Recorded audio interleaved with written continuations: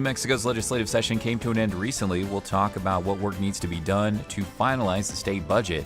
We'll discuss the spaceport and transparency, and we'll also talk about the possible consolidation of local elections in the state. This is New Mexico Now. Welcome to New Mexico Now. I'm Anthony Moreno. Joining us in studio is Walt Rubel, editorial page editor with the Las Cruces Sun News, and Fred Martino, director of content here at KRWG. Thank you both for joining us. Well, let's get things started. The 60-day New Mexico legislative session recently came to an end, and the State House and Senate were able to come to an agreement and pass the state budget.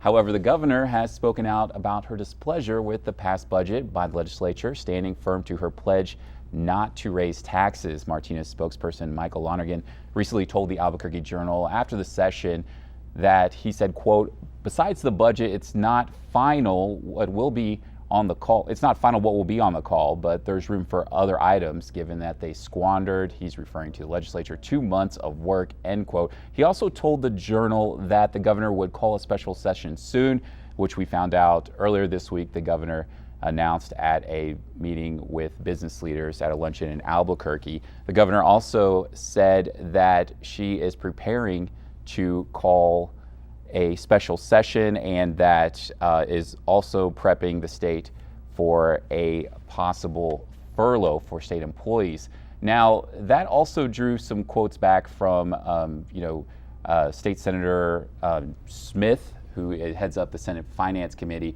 and he said, quote, to the Journal as well, "Before we're called back in, I think we have to have a mutual agreement on what we're going to do." Now, I'd like to start off, Walt. I mean, it costs a lot of money for the special session to meet, for the legislature to meet. I mean, would it be fair to have an agreement before a special session is even called? Well, the governor herself made that point last year, or I guess it was 2 years ago, when they couldn't come to an agreement on the capital outlay bill. And she said, "I'm not going to ask them to come back until we have something worked out." And it took them several months to do that. And so I think Senator Smith is right in that if they're going to come back and just continue the impasse that they just got done having, that doesn't seem to get them anywhere. I think what will be interesting to see if the governor does do things like furloughs, shutdowns of state museums, things like that, if that will maybe put some pressure on the Democrats. One of the things I think is important to point out, though, that the governor does have some options here. There is both the budget bill and the tax bill, and that's what we're talking about here. And she has a line item veto that she can use on both of them. So if the budget bill has spending that she doesn't like, she can go in and she can take out some of the spending. The tax bill isn't one tax, it's actually 6 different taxes, plus taking a little bit from the legislature's retirement account, which is something that she has really wanted all along. And so she does. It's not a take it or leave it with all of those 6. She could pick out, say the internet tax. I want to just keep it. And they don't need all of that money to balance the budget. They have some cushion in there to build up the reserves, is their intention. And so in theory, she could accept part of that. She could trim a little bit from the budget, and they could make this work for another year without going to a special session, but I just don't get the sense that that's happening. I think that it really is a philosophical battle now as much as anything, where the governor is saying, "I'm not going to increase taxes, period, end of story," and Democrats have said, we've cut for 3 years. We've done this trying to balance the budget only on the tax cut side, not even looking at revenue at all for 3 years. We've got to balance this up. And I think that's where the impasse is, and I don't know what the resolution is. Yeah, and it seems to be, this is my impression in talking to legislators as we have throughout the session, that there's a lot of concern, where is common ground? Because if you look at some of the tax increases, these passed with very little opposition in the Senate among Republicans. Most Republicans voted for what some would argue are pretty reasonable ideas. I mean, the gasoline tax is 17 cents a gallon. It's one of the lowest in the country, and it hasn't been raised for over 2 decades. So you get into that larger question of inflation. I mean, inflation exists. Do we deny that inflation exists in terms of fixing our roads? and other infrastructure, and then raising the tax on purchasing a car from 3% to 4%. It would still be lower than surrounding states, in some cases quite a bit lower. And if you have to do a tax, this is one that doesn't affect everyone. In fact, in 2015, the IHS Automotive Survey found that the average new car was the average car in the U.S. was at a record age, 11 and a half years. So a lot of folks are simply, not purchasing new cars. So this would not affect them. And to me, the internet tax, that's just leveling the playing field and making things more fair for local businesses. So that one makes a lot of sense. So what you're saying, currently in the state, people can go and check out something at a local business, and that's right, perhaps just go online and buy it for a little bit cheaper. Now and not have to pay the tax. Yeah, that's exactly right. One of the other things that the governor brought up this week was that she also wanted to address the current budget. And that's one of the things that if the legislature does meet in a special session, this will be the third time that they've met on the current budget to talk about this fiscal year. Does it seem like, are we moving into a time now where we're going to constantly have special sessions when it comes down to dealing with the budget? Well, when you say constantly, this is the governor's second to the last year. And I think once she is out of office, I suspect we'll get different solutions.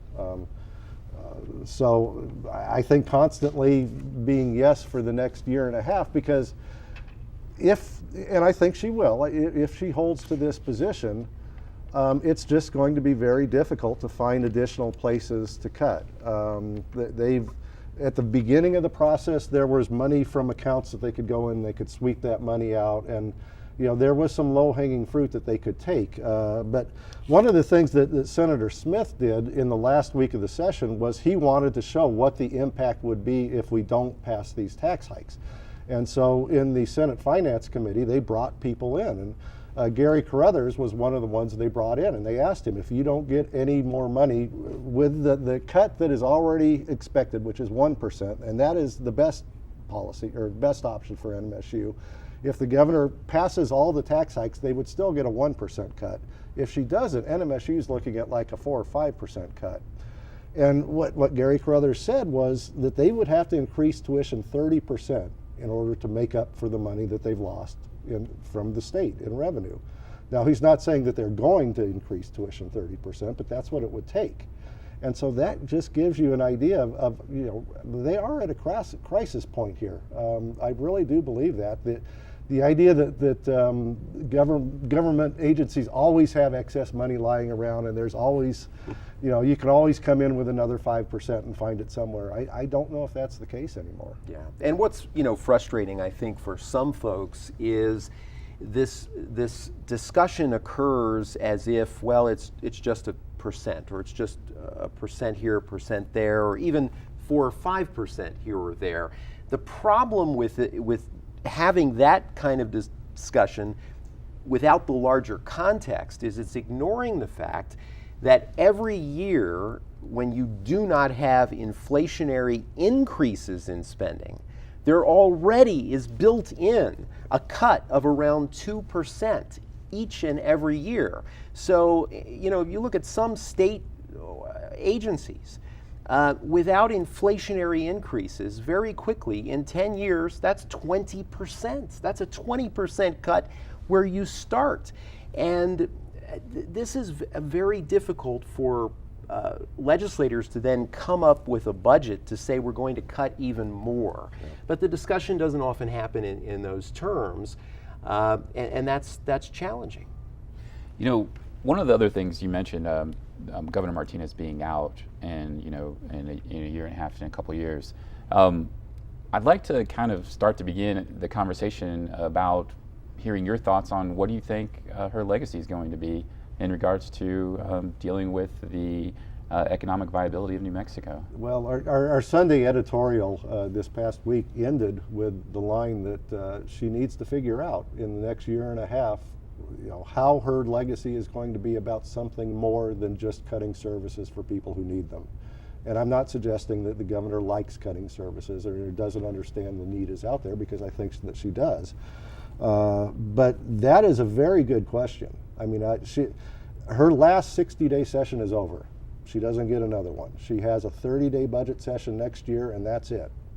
And so I think the time for building the legacy is probably past. I think it seems very likely that she will go down kind of alongside Gary Johnson as Republican governors who said no and who put the brakes on everything they could. And I think that's going to be her legacy right now. Okay. One of the other things in regards to the session that maybe we could talk about real briefly here is, in the meantime, you mentioned people who need services, or let's talk a little bit about people who are really in limbo right now, dealing with this budget, especially thinking about local school districts. Yeah, Greg Ewing at that same meeting where Gary Carruthers talked about the 30% tuition increase, he was talking about 175 positions cut. That's what they would have to do in order to make it work. And the difficult thing for all of these people is they have to build their budgets ahead of time. Like all government agencies, you can't wait till the last second when it's due the next day and decide how much money we have. I mean, and a lot of these cuts are coming after the budget's already been passed, and so they're having to write checks to the state. So it's an incredible challenge when you're trying to figure out what you're going to have, and it's an always moving target. All right. Well, we got to move on to the next topic. Earlier this month, Sunshine Week was recognized, drawing attention to the importance of transparency in government.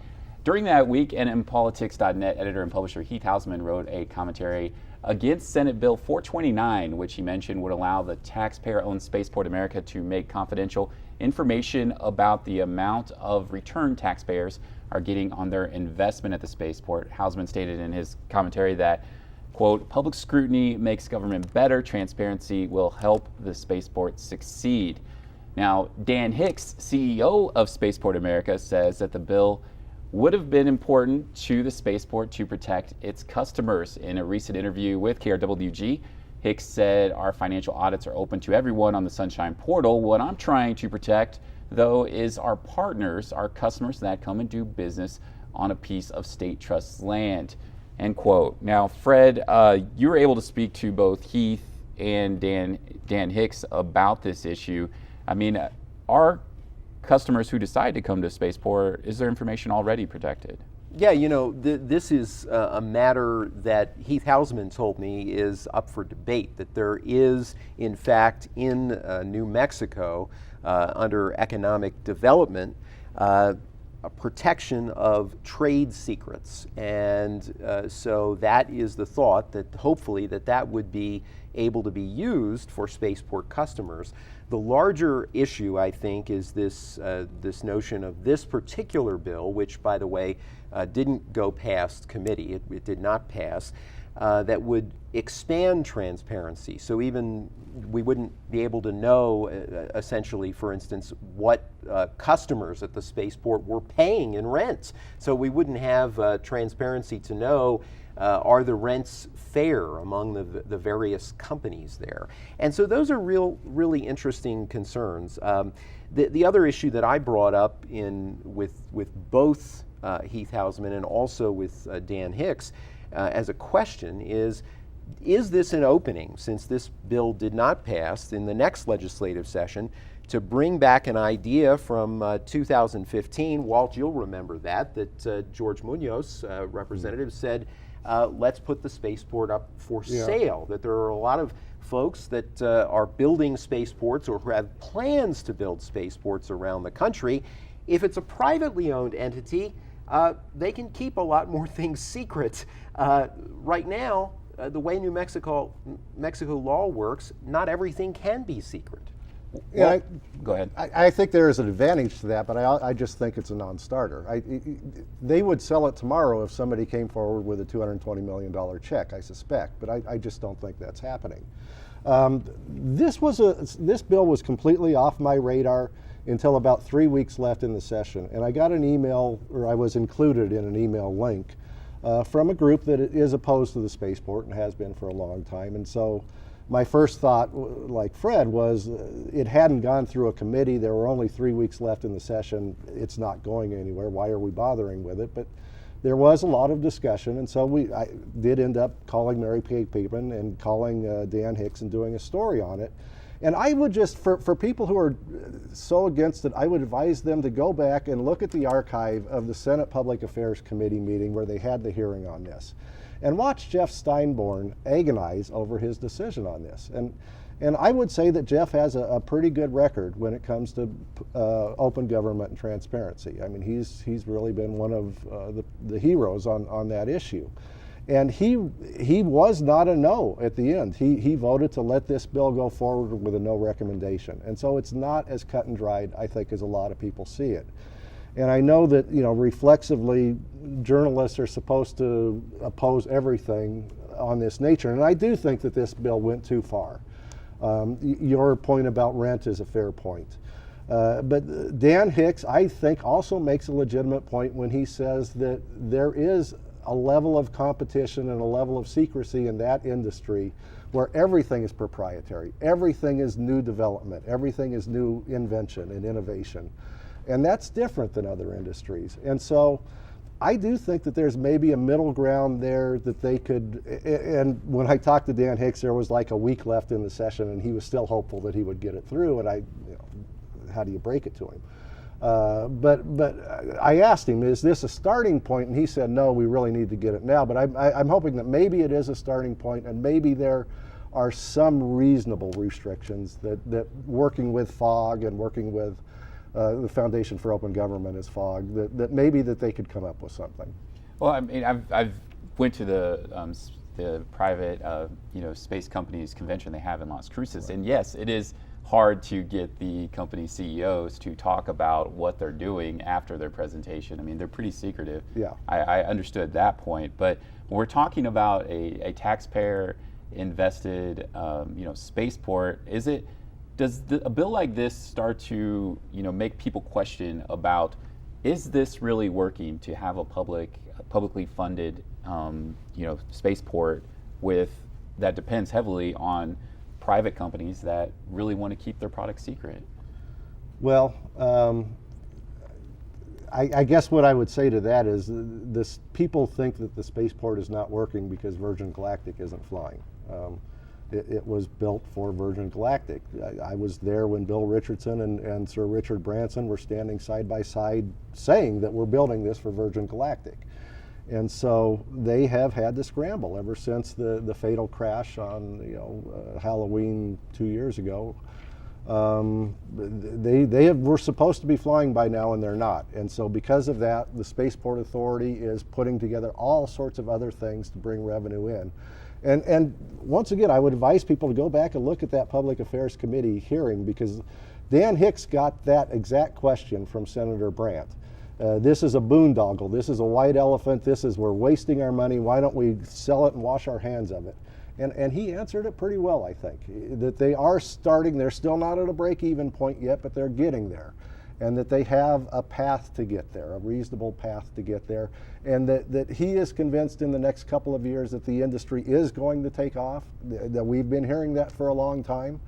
But I just, from the very beginning, I have seen this as something that had a potential to bring high-paying jobs to a region where else are we going to get those kinds of jobs that are going to pay that kind of salary? So. Okay. Well, I mean, it should be interesting. I mean, to find out how this plays out. Do you think that the spaceport is feeling the pressure at all to really produce and a product? No question. But I thought Dan Hicks' response to Craig Brandt was very good, and I think more people need to hear that response.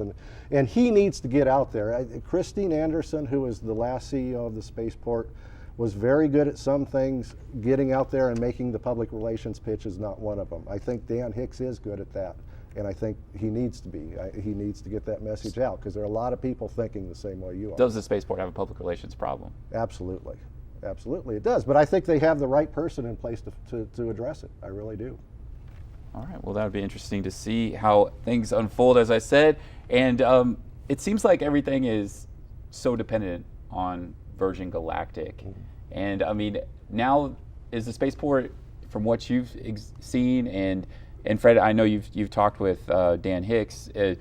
Are they really changing the focus to be more of a marketing place to really recruit companies, or did you get any of that sense when you spoke to him? Well, speaking to both Dan Hicks and to Heath Houseman, I would be careful to say that Heath, in looking at the transparency issue, is not necessarily saying that the spaceport is failing or is not a good idea. And on the side of talking to Dan Hicks, it's not to say that there's any one solution with the spaceport. And that's why I think it is a fair question, especially when there has been legislation proposed in 2015 to attempt to sell the spaceport. Is that an option? It doesn't mean that the spaceport would no longer exist. It would just be that there would be a private owner for the spaceport if they could get one.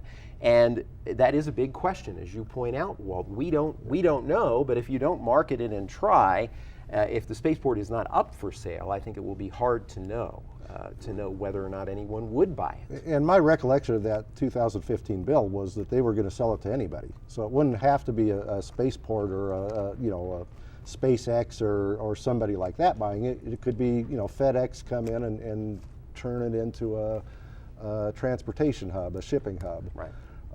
Well, okay. So now you're trading spaceport jobs for shipping transportation jobs. Potentially. But is that a possibility to explore when the fact is that the landscape is different right now, that there are other spaceports that are going up and being planned around the country? So does that make the argument, not to mention our budget crisis in the state, does that make the argument for at least trying? And that's a question for legislators, not for us.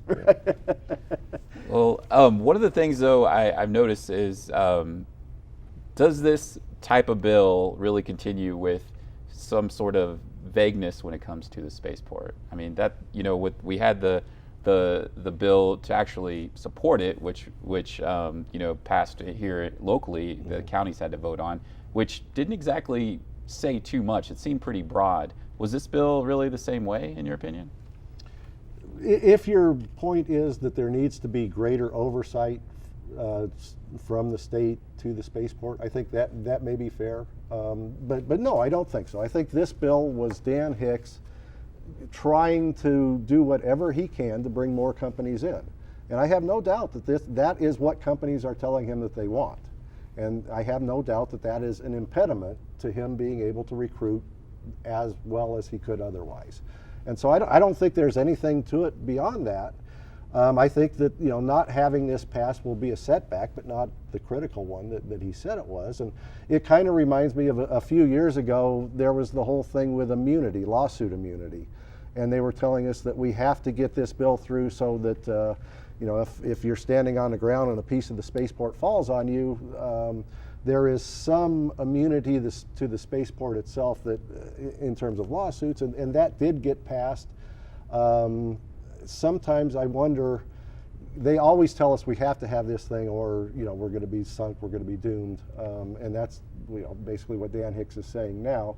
I suspect that's not the case, but like I said, I would like to see him to get together with Fogg and come in at the beginning of the session, because there's no way you can bring something like this in with three.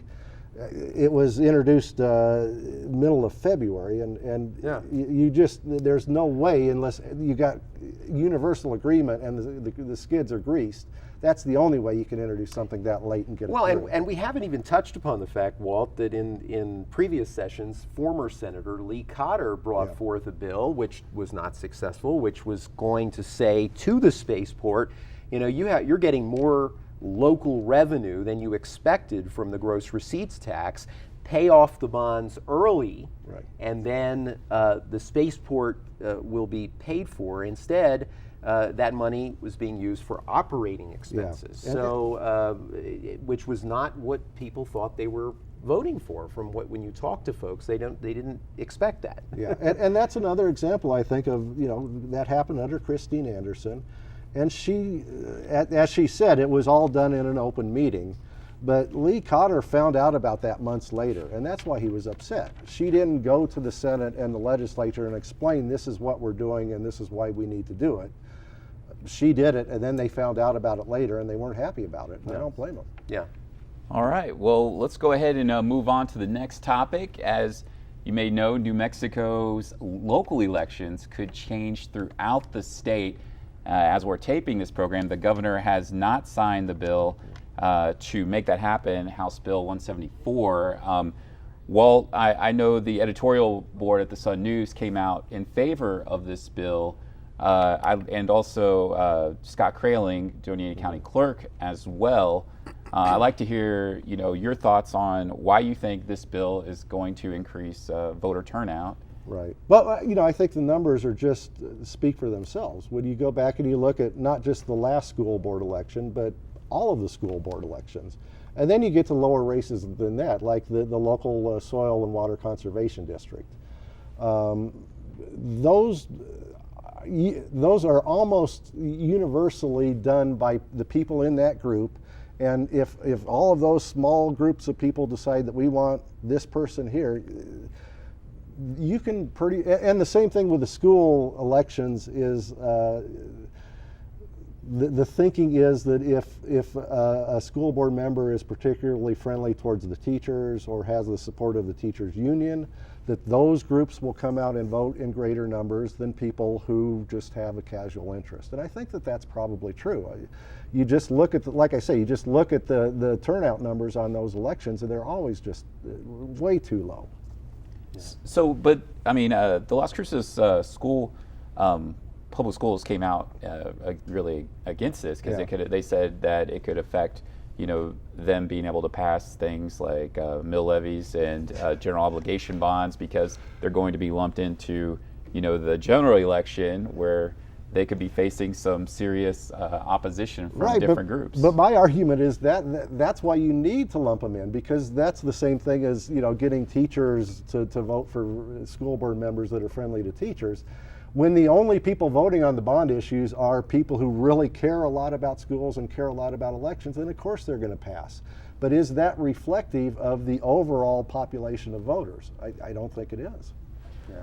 I should mention before I say anything about this, as a point of disclosure, that I'm a member of the Election Advisory Committee for Doña Ana County, and it's a nonpartisan group of folks who simply believe that more people should be registered to vote and more people should vote.